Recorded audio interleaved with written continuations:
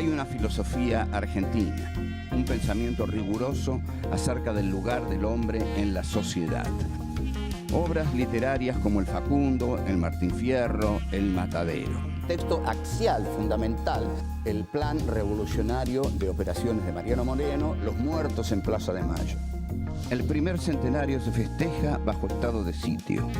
Las cartas a Lavalle deciden el fusilamiento de Dorrego. No hay verdad que se resista frente a 2 pesos, moneda nacional.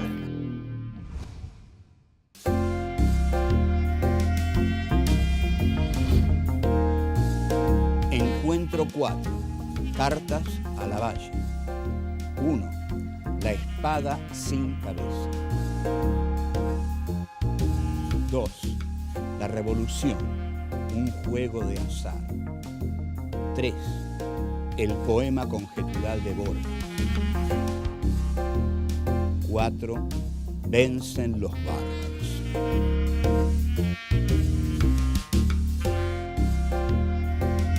Manuel Dorrego asume como gobernador de Buenos Aires en agosto de 1827. El Partido Unitario rechaza sus políticas de integración con el interior y en diciembre de 1828 el general Lavalle lo derroca. Dorrego es derrotado en Navarro e intenta huir, pero es entregado a los hombres de Lavalle por 2 de sus oficiales. El 13 de diciembre, Manuel Dorrego es fusilado. En 1829, Juan Manuel de Rosas asume su primer gobierno presentándose como el vengador de Dorrego, y Lavalle se erige como el enemigo del régimen rosista. En 1840, Lavalle lanza una ofensiva militar que Rosas aprovecha para intensificar la actividad de la mazorca. Son los llamados días del terror rosista. Lavalle se acerca a Buenos Aires pero no avanza. Se retira hacia el norte y llega a Jujuy el 8 de octubre de 1840. Muere a las 6 de la mañana del día siguiente en un confuso episodio a mano de una partida de federales.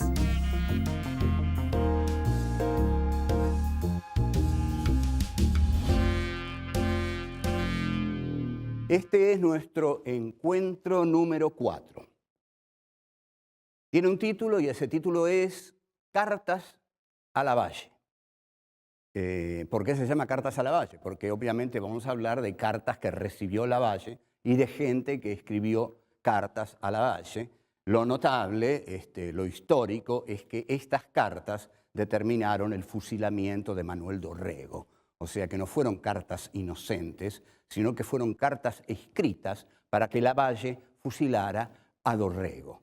De ahí que Juan Cruz Varela le escribiera en una de esas cartas una frase memorable: cartas como estas se rompen. Bien, ¿por qué las cartas a Lavalle? Lavalle es el general que hace lo que no hace San Martín. Seguramente todos ustedes recuerdan una frase famosa de San Martín: jamás desenvainaré mi espada en luchas fratricidas. Es decir, que San Martín hizo la guerra contra los españoles y nunca intervino con el ejército libertador en las luchas intestinas entre federales y unitarios. Lavalle vuelve con las tropas del ejército libertador de la guerra con el Brasil y da el primer golpe de Estado de la historia argentina. Porque esa especie de historia oficial que se desarrolló, sobre todo a partir del gobierno de Alfonsín, que, digamos, los golpes de Estado empezaban con Uriburu derrocando a Irigoyen, no es así, no todo es como se dice. El primer golpe de Estado en la Argentina lo da el general Juan Lavalle contra el legítimo gobernador de la provincia de Buenos Aires, que era el coronel Manuel Dorrego. Dorrego era un hombre con simpatías por el federalismo y Lavalle es un hombre conquistado por los unitarios. Lavalle, entonces, pone el ejército libertador, atención a esto, pone el ejército libertador como policía interna. Es decir, Lavalle hace el pasaje de lo que hoy llamaríamos defensa nacional, que es lo que debe hacer el ejército, es decir, defender a la nación de los enemigos externos. Lavalle pone al ejército a hacer el trabajo de la seguridad nacional, es decir, pone el ejército tal como lo puso en la década del 60 la revolución de Onganía, la revolución argentina. Es decir, el ejército que sigue la doctrina de la seguridad nacional tal como lo hizo Videla. En estos momentos se discute mucho o se acepta, afortunadamente se acepta en el ejército argentino que el ejército está para la defensa nacional. Es decir, que si un enemigo externo agrede a la Argentina, el ejército argentino va a salir a enfrentarlo. Pero si el conflicto es interno, el ejército argentino no tiene que intervenir, porque esa sería la teoría de la seguridad nacional. La otra es la de la defensa nacional, que es la que actualmente desarrolla el ejército argentino para bien de todos nosotros, porque si no, volverían los golpes de Estado.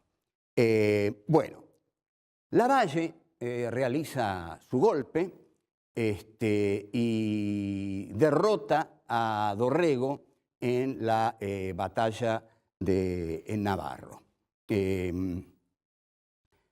A Dorrego lo traicionan dos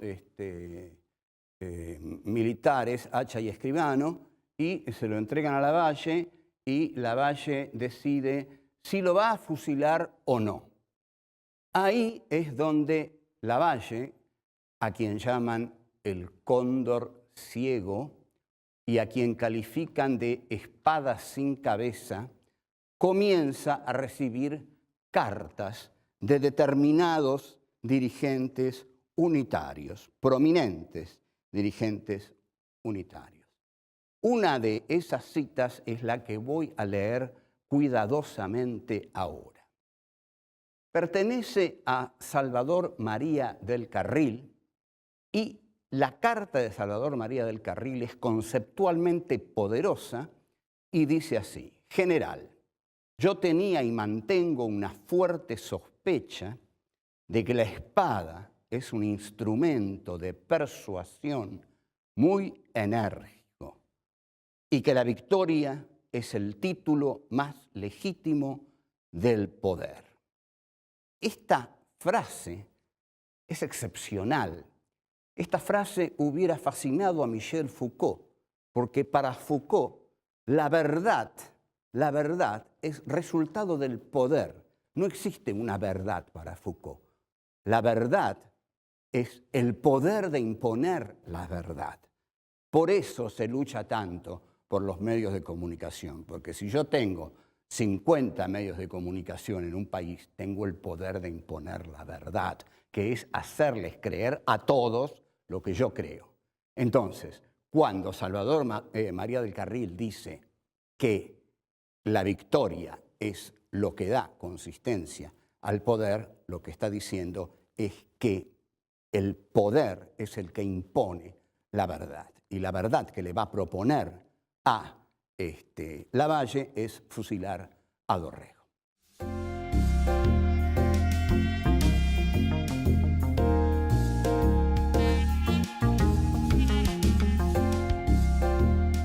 Esta carta de Salvador María del Carril que vimos tiene una fuerza excepcional. También la tienen las otras cartas, sobre todo la que le va a escribir un poeta unitario que va a terminar exiliándose en Montevideo, huyendo de Rosas, que es Juan Cruz Varela.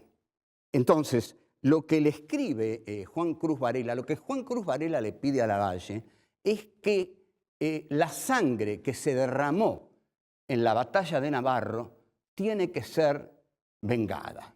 O sea, lo que está pidiendo es una venganza por la sangre derramada. Nosotros podríamos hacer una historia de la Argentina siguiendo esta dialéctica, digamos así, de la sangre derramada. Se derrama la sangre y se pide derramar sangre para vengar la que se derramó. Se derrama esa sangre y después se pide derramar otra sangre para vengar la que se derramó. Y así, y así, y así, la historia termina siendo una historia de sucesivas venganzas por la sangre que se ha derramado. En última instancia, una historia de la sangre y la violencia, y eso es más bien espantoso, pero cada vez la historia humana se está pareciendo más a ese matiz cruel, que es lo que un humanismo reflexivo, filosófico, debería luchar por evitar. Ahora bien, lo que hace Juan Cruz Varela, él se da cuenta que eso no le conviene que se sepa. Mucha gente se da cuenta que hace cosas que no convienen que se sepan. Entonces Juan Cruz Varela, después de recomendarle a Lavalle que hay que vengar la sangre que se derramó en Navarro, es decir, usted, general Lavalle, derrame más sangre para vengar la que se derramó en Navarro, le dice, recuerde, cartas como estas se rompen, porque no quiere que esa carta trascienda. Lo notable es que estas cartas trascendieron. Después voy a decir mi tesis acerca de por qué trascendieron estas cartas.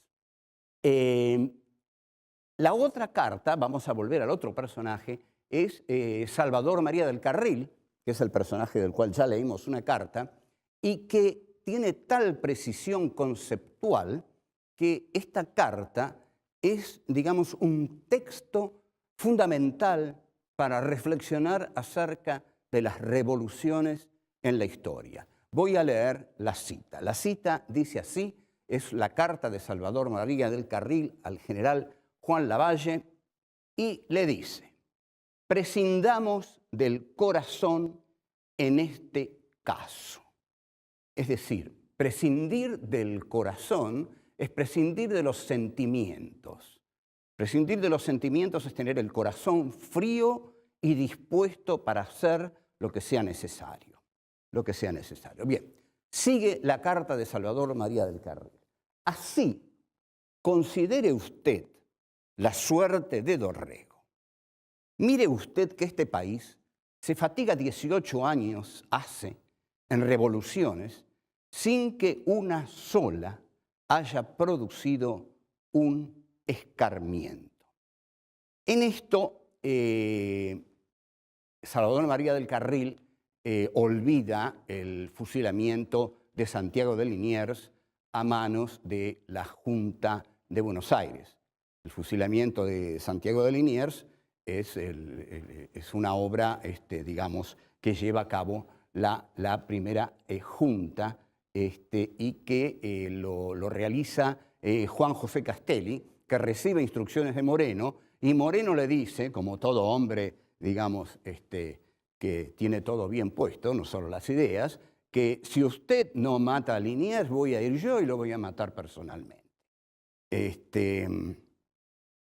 La revolución, tal como la piensa Moreno, que la piensa al estilo jacobino, al estilo sangriento, se liga también del modo en que la piensa Engels en un texto muy famoso que se llama De la autoridad, en el cual Engels dice: no hay nada más autoritario que una revolución. Vuelvo a Del Carril,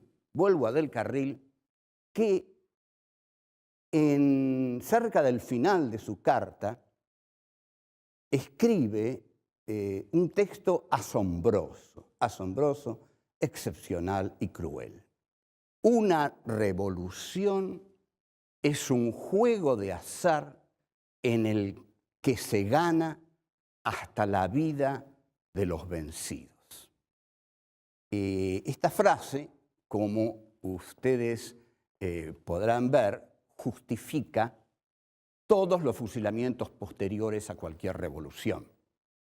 Digamos, la revolución que hace Lavalle contra Dorrego, para Salvador María del Carril justifica el fusilamiento de Dorrego. La revolución del 55 contra Perón justifica el fusilamiento del general Juan José Valle, y muchas otras revoluciones en la historia justifican el fusilamiento de los oponentes a la revolución. Los revolucionarios siempre consideran que tienen el deber y el derecho de fusilar a aquellos que se oponen a la revolución.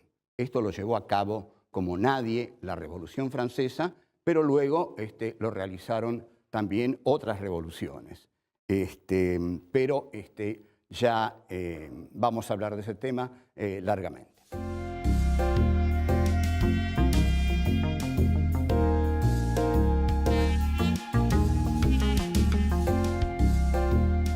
El coronel Manuel Dorrego asume su muerte, su fusilamiento, con gran dignidad y dice algunas frases que, proviniendo de un hombre que tiene la muerte cercana, son muy conmovedoras. Sobre todo aquella en la que él pide que su muerte no sea motivo alguno de derramamiento de sangre. Dorrego es, por supuesto, víctima de la intolerancia. Esta dignidad en la muerte que tiene Dorrego, no solo la ha tenido Dorrego. Hay otros personajes en la historia argentina que fueron fusilados y murieron con serenidad y dignidad. Digamos, Severino Di Giovanni, que el anarquista que lo fusila Uriburu, muere sin aceptar la venda y su última frase es que viva la anarquía. El general Juan José Valle, que lo fusila el gobierno de Aramburu, el general Valle, que fue fusilado en la penitenciaría de Las Heras, le escribe a Aramburu una carta terrible en la cual le dice: usted pronto tendrá el discutible honor de ser mi asesino. Y el mismo Aramburu, según el relato que hace Firmenich en la causa peronista, muere con gran sobriedad y, digamos, sin ningún acto de temor, porque Fernando Abal Medina le dice: voy a proceder, general, y Aramburu dice: proceda.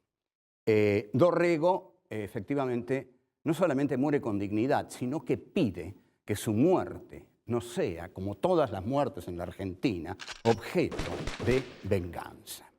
Pero, sin embargo, alguien que va a ser muy duro, que va a derramar mucha sangre y que también va a ser muy atacado, como don Juan Manuel de Rosas, va a asumir su gobernación de Buenos Aires en 1830 como el vengador de la muerte de Dorrego. Y su discurso inicial es ese: Dorrego no has muerto en vano. El segundo gobierno, Rosas, lo asume como el que viene a poner orden en el país después de la muerte de Juan Facundo Quiroga. Lo que a mí me interesa es ver cómo es posible superar esta antinomia que hirió a la historia argentina. La antinomia entre civilización y barbarie. ¿Qué pasa? ¿Es realmente la ilustración de la ciudad de Buenos Aires, la ilustración de los cultos, es realmente la civilización? ¿Son realmente los que no pertenecen a la cultura, los que pertenecen a la base, los que pertenecen al pueblo, los, en última instancia, iletrados o que no tienen una cultura elevada, son la barbarie? No puede este país integrarse. Hay un momento que un escritor argentino, Jorge Luis Borges, ustedes lo conocen porque estamos de Borges un poquito hasta acá, pero bueno, Borges escribió un gran poema. Lo notable del poema de Borges es que va mucho más allá en profundidad que las ideas políticas que tenía Borges, que eran pobrísimas. Las ideas políticas de Borges eran las de una señora gorda, digamos, no mucho más. No es nada, digamos, tampoco novedoso en la literatura argentina. Por ejemplo, hay escritores como Fogwill que ha ido a Chile y dijo que él quería parecerse a Pinochet, lo dijo en Chile, y que lo que más le molestaba de la Argentina eran, digamos, las manifestaciones en la calle, los piqueteros. Bueno, una declaración bien Borges. Borges hacía ese tipo de declaraciones. Aceptó ser condecorado por Pinochet, Borges. ¿Usted escucha esto? Borges aceptó ser condecorado por Pinochet y cuando fue condecorado dijo, me honra ser condecorado por el general Pinochet porque Chile tiene la forma de una espada. Sin embargo, Borges como poeta se trasciende a sí mismo. Es decir, cuando escribe un poema ya no es este tilingo oligárquico que larga parrafadas reaccionarias así gratuitamente. Porque el poema conjetural que Borges escribe en 1943, un mes después del golpe del 4 de junio de 1943, es decir, del golpe que lleva al peronismo al poder, el poema conjetural es uno de los textos más profundos de la historia argentina. Es uno de los textos que, con mayor hondura, intenta superar la antinomia civilización y barbarie. El esfuerzo de Borges está dado en este poema al asumir la figura de un letrado, a quien va a llamar un hombre de cánones y de latines, de un letrado que es muerto por la furia de la montonera del fraile Félix Aldao. Este poema conjetural lo vamos a analizar cuidadosamente de inmediato.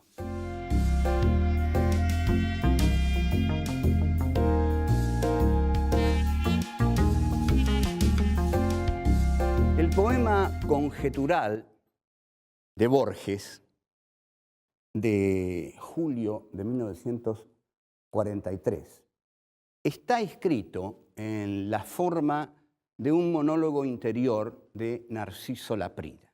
Narciso Laprida, ustedes recordarán, es el hombre que declaró la independencia de lo que Borges llama en su poema Nuestras crueles provincias, que va a ser el título de una muy buena novela de Héctor Tizón, buena como todas las que escribe Tizón. Laprida ha perdido la batalla y se sabe vencido por la montonera de Félix Aldao. Laprida piensa, entonces, antes de morir, porque es un monólogo interior lo que escribe Borges, la batalla está perdida y la victoria es de los otros. Los bárbaros vencen, los gauchos vencen. Vamos a detenernos en esto. La victoria es de los otros, los bárbaros vencen. O sea que en el poema de Borges, Laprida lo primero que dice es que los bárbaros son los otros, tal como lo hemos venido analizando a lo largo del recorrido que venimos haciendo. Vencen los bárbaros, vencen los otros, vencen los gauchos. Los gauchos son los otros. ¿Qué pasa que en el siglo XIX no se puede integrar el gauchaje federal con la élite ilustrada de Buenos Aires? ¿Por qué hay una guerra civil a lo largo de todo el siglo XIX? Porque Laprida sigue reflexionando y dice, estoy huyendo por arrabales últimos, dice, hacia el sur. El sur es siempre en Borges el territorio de la barbarie. Finalmente, Laprida dice, yo, un hombre de cánones, de latines, un hombre culto, estoy por morir en medio de ciénagas. En medio de ciénagas, estoy por morir en medio del barro, en medio de la suciedad, asesinado por la barbarie. Y sin embargo, cuando Narciso de Laprida siente lo que él llama el íntimo puñal. Este es el mejor adjetivo para mí de toda la prosa de Borges. Borges, para mí, no se ha lucido siempre con sus adjetivos, en principio porque adjetiva demasiado. Pero el íntimo puñal, dice Laprida, ese íntimo puñal que penetra en su garganta es suyo, es suyo. Ese íntimo puñal le da su condición de sudamericano. Morir así, morir en campo abierto, morir en medio del estruendo de la batalla, morir a manos de la barbarie, hace de este civilizado un sudamericano, porque en esa muerte se conjugan civilización y barbarie, porque él ahí se da cuenta de que no es un europeo, que vive en este territorio que es Sudamérica, que es un territorio, digamos, de sonido y de furia, para usar la frase de Faulkner, ¿no? Es un territorio de estruendo, de sangre, de batallas, de contradicciones insolubles, pero sin embargo, cuando Laprida siente que ese cuchillo de la barbarie lo completa a él como sudamericano, porque él es a la vez un civilizado y un bárbaro, en ese momento la poética de Borges llega a su más alta expresión. Y ahí Laprida dice, yo encuentro aquí mi destino sudamericano. ¿Por qué? Porque un sudamericano no solamente es un hombre de letras, de cánones, de latines, es también un hombre que tiene que asumir la barbarie del territorio en el cual ha crecido. Y con esa barbarie tiene que dialogar, con esa barbarie tiene que enfrentarse y saber que es parte de él. No puede negarla como si fuera algo totalmente exótico, como si fuera lo otro, como si él fuera un europeo y todo aquello le fuera totalmente ajeno. La historia argentina pudo haber sido otra si los unitarios del siglo XIX hubieran aceptado que el país federal también eran ellos, que no había una barbarie como territorio del otro, sino que ese territorio no era el del otro, sino que debió ser el de todos. Pero el de todos, ¿no? Que quede claro, el de todos, el de los civilizados y el de los bárbaros, que deben unirse para delinear la cara de un país conciliado. Nunca vamos a conciliar este país si lo seguimos dividiendo entre civilizados cultos y bárbaros incultos. Entonces, lo que hace Buenos Aires es justamente lo contrario. Instaura el libre cambio, y el libre cambio lo que hace es traer las manufacturas europeas y considerar que Inglaterra es el taller del mundo y la Argentina es el granero del mundo. Al considerar que la Argentina es el granero del mundo e Inglaterra es el taller del mundo, Argentina se condena a no ser jamás un país industrial. Y al dejar que penetren las mercancías de Europa, arrasa con las industrias nacientes, artesanales del interior, que alguna vez pudieron haber dado un rostro fabril a nuestro país, que no lo tuvo nunca. Bueno, esto es todo y hasta luego.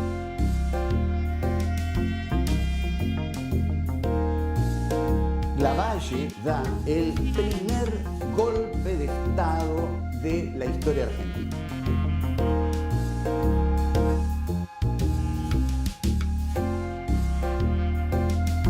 La verdad es el poder de imponer la verdad.